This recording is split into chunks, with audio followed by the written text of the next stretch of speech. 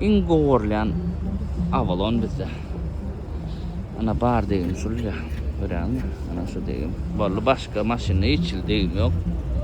Kurgavoy, birka, hem de zavatskoy, his adam ellenmedik.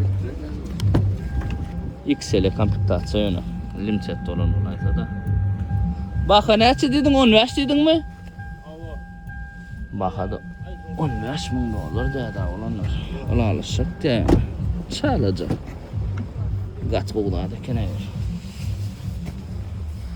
Aydayım. Yerim açıkken serka. Arasında da at. Keçeler Bahadır mıydı? Vallahi karoçu keçeler ayırıyorlar, oğlanlar.